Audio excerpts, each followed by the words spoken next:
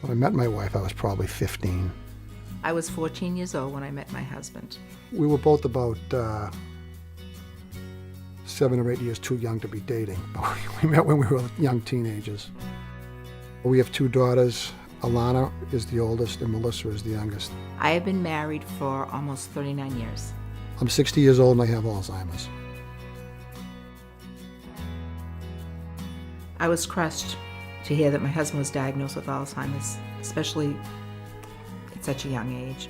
I was 21 when my mother told me that my father was diagnosed with Alzheimer's. He would leave his car running when he would forget what I had asked him to do, a simple errand or going downstairs to get something from the basement, and he'd come up and ask, "Oh, what did you want again?"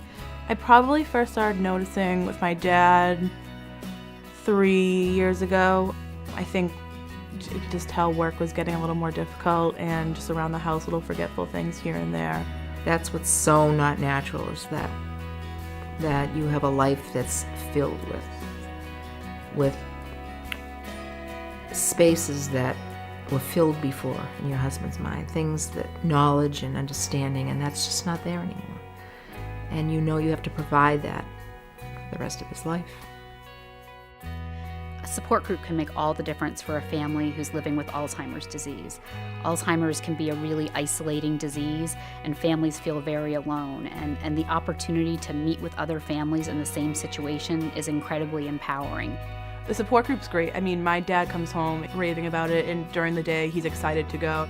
On Thursdays he's always like, "Oh, Alzheimer's meeting tonight, looking forward to it." And my mom as well. I mean, I know both of them really enjoy it and get a lot out of it. I love my support group. I love each and every person in that support group. I love my leaders. Pat loves his support group. One of the unique things at the Alzheimer's Association that we can offer families is an ongoing relationship. We can connect them with programs and services that can help them at any stage of the disease. We can get them off on the right foot. They're a great support, and I just don't know what I'd do without their help. I'd be lost without the Alzheimer's Association, I know that. You definitely know he's still in there, and that's, I think, what makes it hard is you just feel so bad, and knowing, I think, that he struggles is harder to watch, I think, watching him struggle with the disease. My biggest challenge is losing my relationship with my husband and not to be able to continue that relationship. My daughters and my wife, I'd be lost without them. There's no cure for Alzheimer's disease. That's why it's vitally important that we raise public awareness of Alzheimer's disease and raise funds so that we can get an effective cure and treatment for Alzheimer's disease. I think my biggest challenge is just thinking in the future, like, of how long is he going to be here? I don't know, it's hard to say because you just don't know. We had a lot of dreams about doing different things.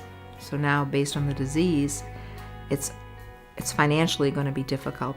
I can't tell you enough of how lucky I feel in the context of having caregivers and having a wife and 2 daughters who end up being caregivers most of the time, so I give them credit. It's not a great job, but nothing crazy has happened yet, or really bad, but it gets worse as it goes along.